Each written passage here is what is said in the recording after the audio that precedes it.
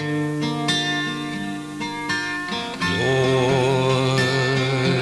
make me a means of your peace. Hello and welcome to Catholics Today. I'm Blue Rolfes, Director of Communications for the Diocese of Lafayette. Thanks for being with us today. We are very excited to welcome three outstanding and amazing young men who, as you're watching this, have recently been ordained as priests for the Diocese of Lafayette. But during this taping, they are entering the final days of their year as transitional deacons. Welcome to you all. Thanks for being with us. We're speaking today with Deacon Donald Bernard, Deacon Randy Corville, and Deacon Sal East. We're so excited to have you here today, and your families are excited, you're excited. I'm sure this is a very hectic time for all of you, but everyone in the diocese is excited. It's ordinations, I think, along with Christmas and Easter, are the highlights of the year for lay Catholics throughout the diocese, because we get to welcome all of you to the priesthood. Deacon Bernard, let's start with you. First of all, tell us where you grew up and how old were you, or what stage in your life were you when you first began to discern a call to the priesthood? Sure. I grew up in Lafayette. Going to St. Pius X was my home, and very much a place where we attended Mass a lot. We served under Monsignor Mouton, daily Mass, where I had to get up at 6 a.m. and serve at 6:20, and we would, as a family, go there. And I experienced the call, I believe, around middle school. I think I often attributed back to 6th grade, actually. Although it was in a family like mine, it was always on the table. You know, it was like you could be a firefighter, you could be an astronaut, or you could be a priest. So it wasn't a very foreign thing. It was something that was very much a possibility. And I think the Lord called me at a young age, and certainly as I got a little older, tried to cover it up a little bit, you know, but later on began to see it as really the life that would be most meaningful and really would make me happy, and also that I could really help people in that vocation. So that was the way it went about for me. That's great to hear. That's wonderful to hear. Deacon Randy, how about you? Where are you from? What is your home parish? And when did you first hear the call? I'm from Henderson, Our Lady of Mercy Parish in Henderson, and it was, as you can see, much older, much later in life. Not that much. Not that much, but it was later in life after conversions and experiencing encounters with the Lord and changes in my life. I felt a desire to serve more, serve the people more, and just help out in all kind of different ways. And in serving, in being with the people, I felt that desire to go deeper, to go further, and seek more what God was calling me to do in my life. And so it was, mid-40s. Well, it was early 40s when I started feeling that call to something deeper as the priesthood. And at first, it was kind of scary, because it's a big change. But then, after starting to ponder and pray about it, the peace, the Lord filled the mind and heart with peace. So I felt that this was where He was calling me.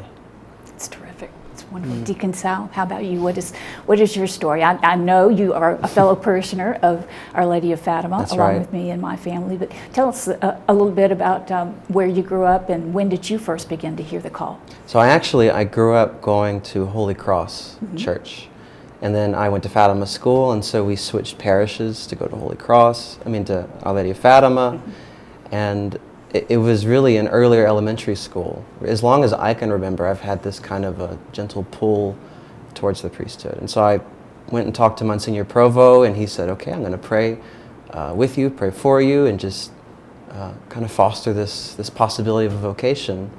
And then I went to STM, and it continued, and I entered seminary right out of high school, as did Donald. So we entered 8 years ago at St. Ben's, both of us right out of high school.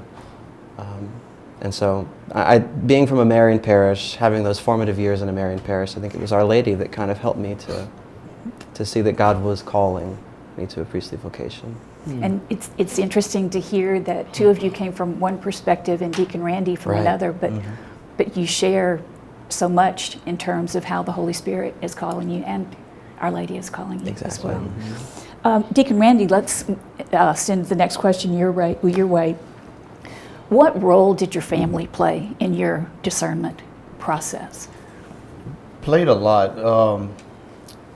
Growing up, we had, as all families, we had struggles, but yet at the same time, we were a close family. And Dad was always there, hunting, fishing. He was always there for the boys. We're 4 boys. So that started, and then Mom as well, her nurturing, the motherly nurturing, and that devotion, the dedicatedness. I felt that, seeing her and Dad together in living out their lives, their vocations, marriage is a vocation, so living out their vocation made it easier for me to accept a vocation, accept the commitment, the passion to serve others. So yes, and with my brothers as well,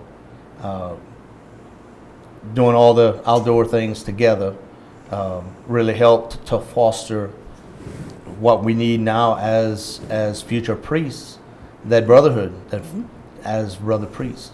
So the family did have a big impact on my formation. And Deacon Sal, how about you? What role did your family play?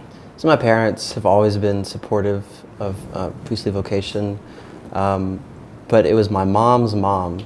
Growing up, she passed away in 2001, and she was a convert herself. So I was always amazed at her faith. She was a Christian at Holy Cross, and she was the one who kind of suggested to my mom, put him in Catholic school, make sure he's in a Catholic high school, make sure he's involved in the church.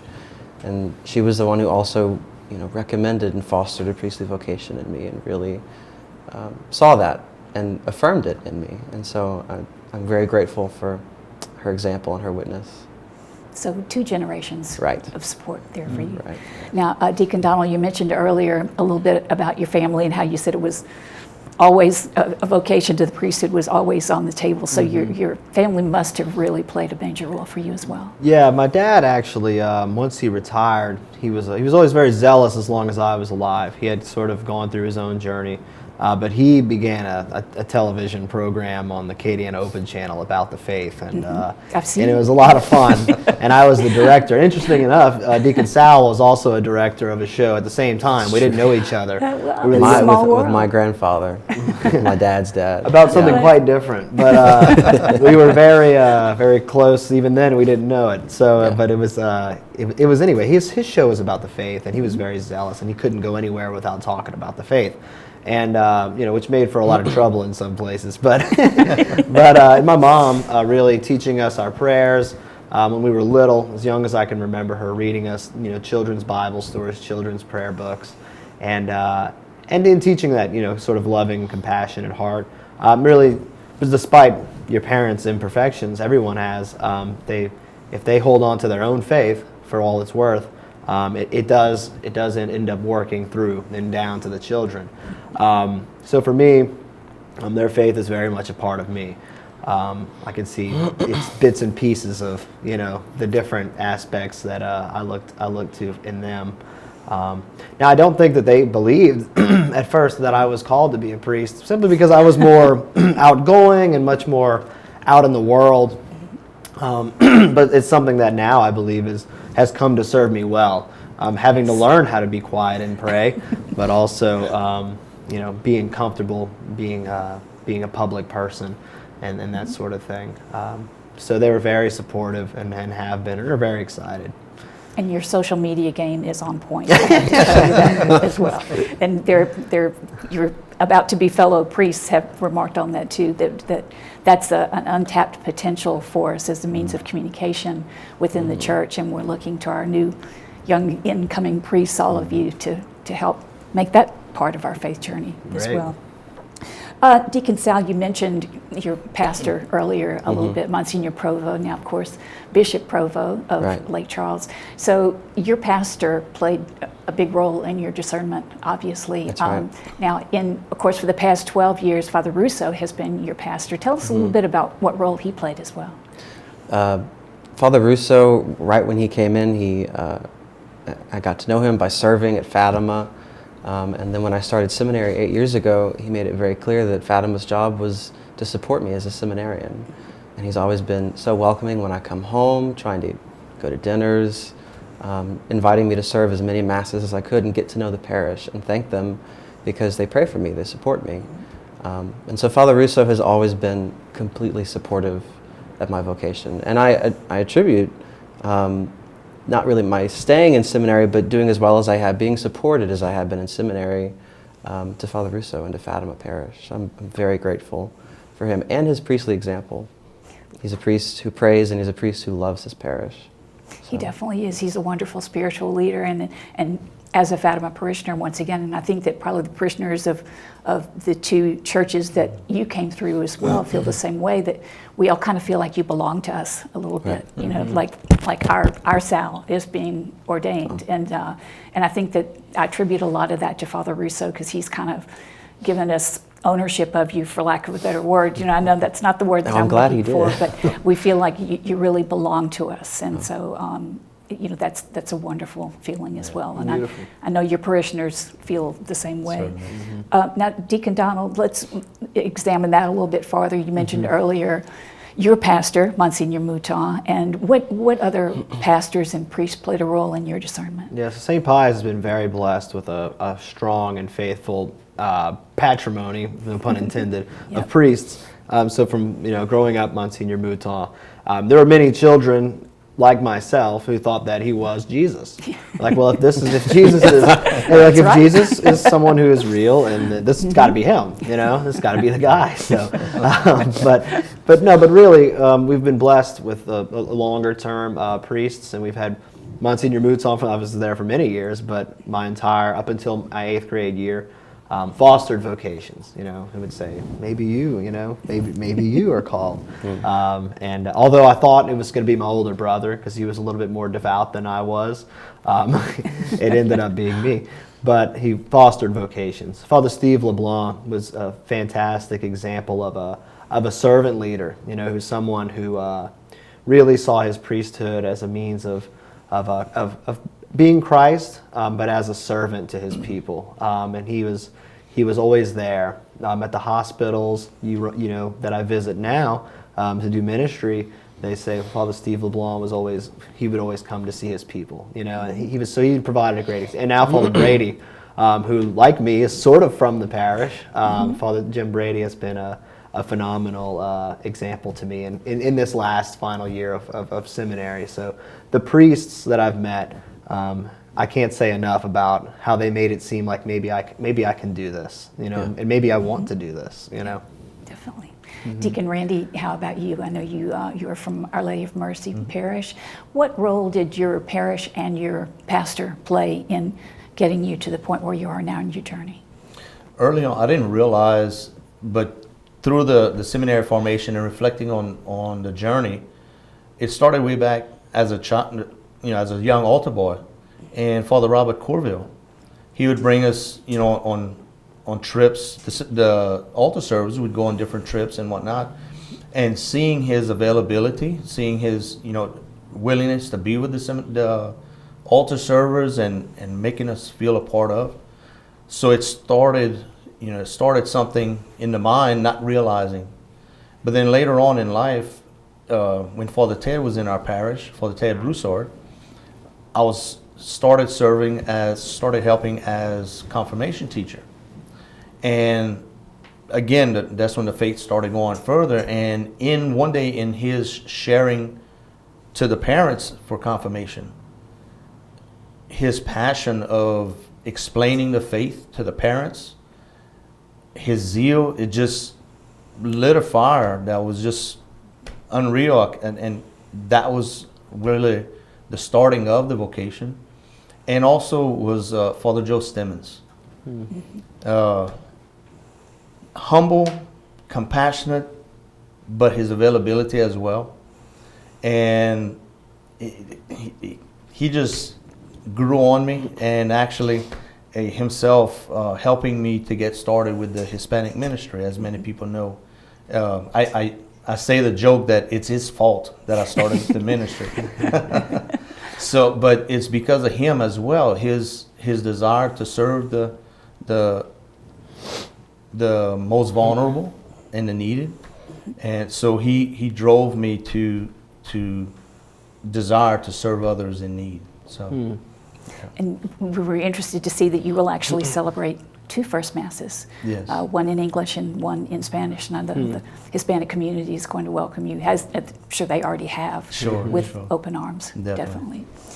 All right, Deacon Donald, tell us, where did you attend seminary, and what have you enjoyed most about the time of your formation? Yeah, so first going from high school to St. Joseph Seminary in Covington, Louisiana, St. Ben's as it's always been called, and I enjoyed very much there the community life, and we were very much asked there to sort of leave the world behind a little bit and enter into this community of men, a brotherhood, if you will, sort of probably the best fraternity there is, and certainly the most wholesome fraternity there is.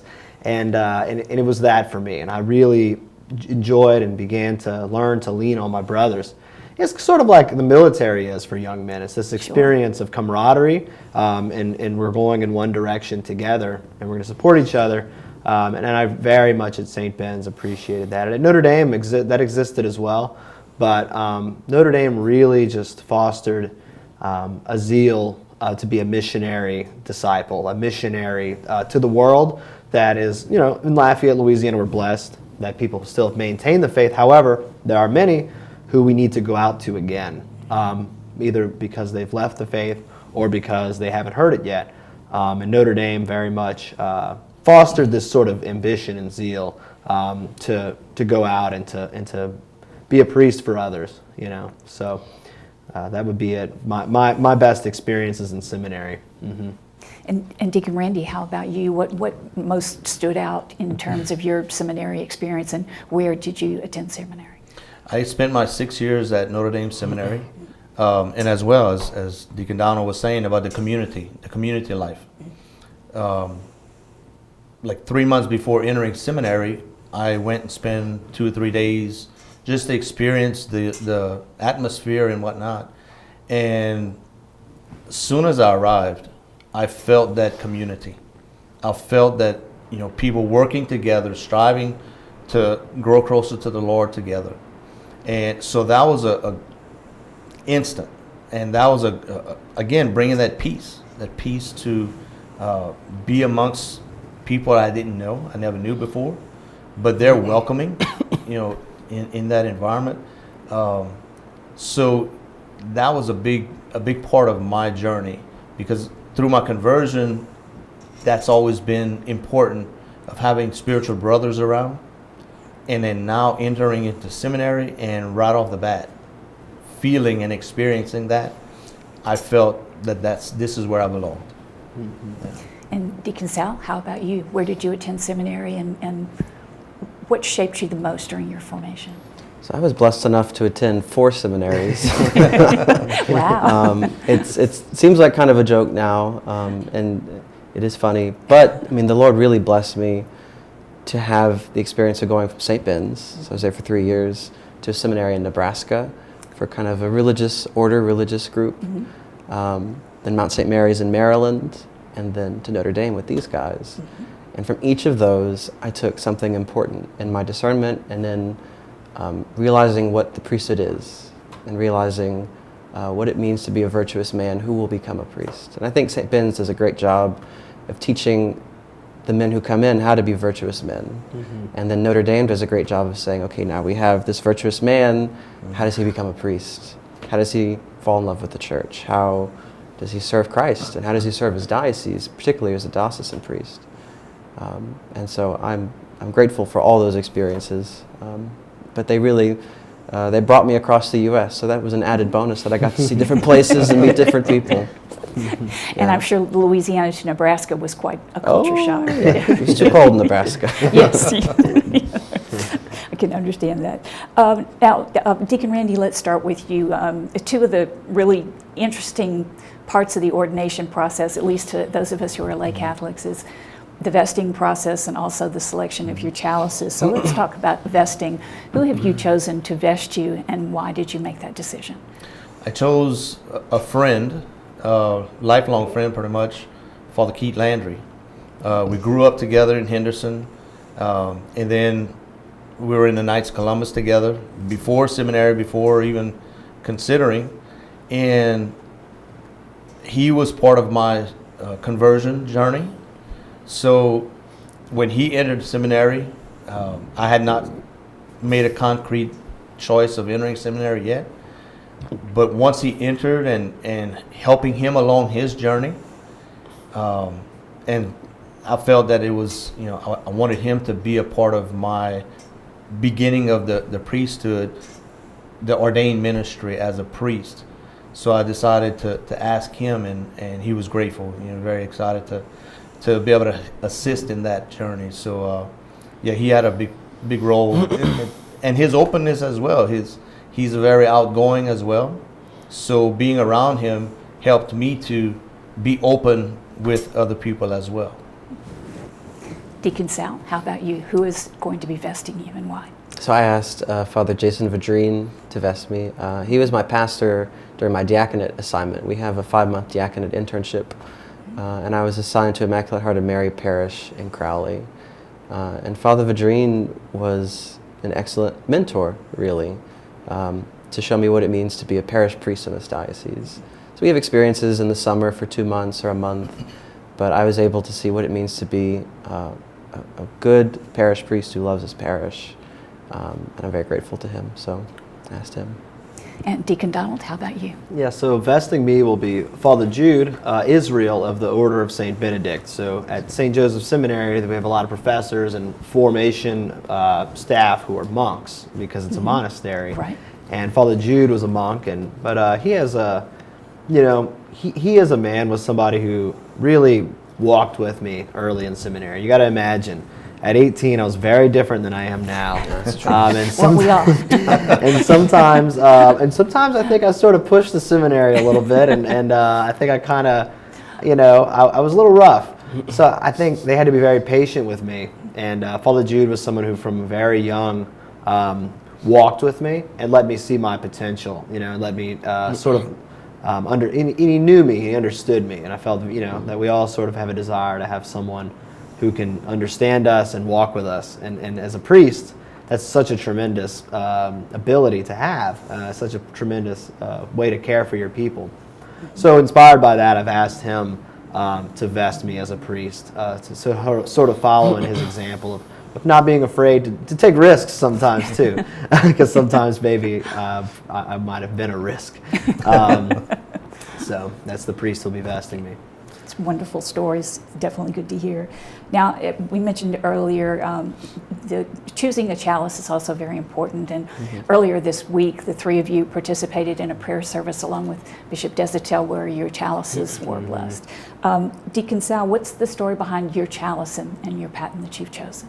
So my chalice is an antique chalice that is a gift from my parents.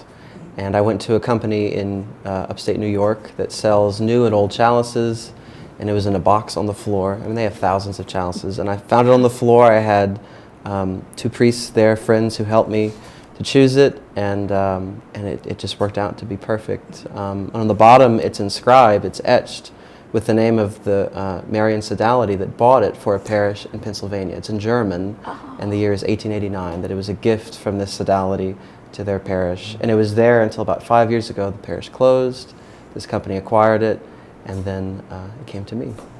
And now you will take it with you on your journey into the priesthood. It's wonderful to hear. Deacon Donald, what about you? So my chalice actually, as I began to get closer, wondering sort of, how that would work out, I always desired that one would be passed to me from another priest. And if I knew him, that would be even better. As it were, this year, Father Bill Regala, who has passed away about a month ago, I suppose now.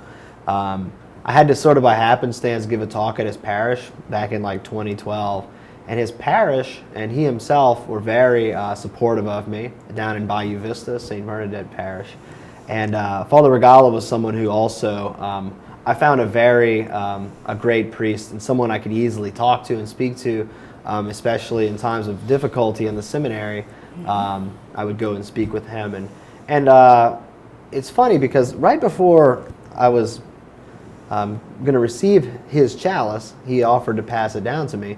I went to an ordination in Dallas, and Bishop Burns there, in his homily, spoke about the regeneration of the priesthood.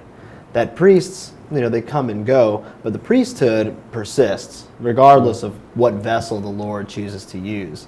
And right after that, I had found that Father Regala had passed away, but that his chalice had been passed down, and he, had said that this should go to Deacon Donald Bernard for his ordination. So beautifully, that's the chalice that I'll be bringing forward from now, hopefully until one day I can pass it on as well to the priesthood continues. Beautiful stories, definitely. Deacon Randy, is there a particular story behind your chalice? Not a real big story behind the chalice. It was a God incident. I was fixing to make arrangements as Deacon Sal, to go up north to find a chalice, and one that touched my heart. So I'd gone visit a priest friend of mine, and his family as well had given him one. So he had one that was donated to him from a parishioner that was purchased, at an auction.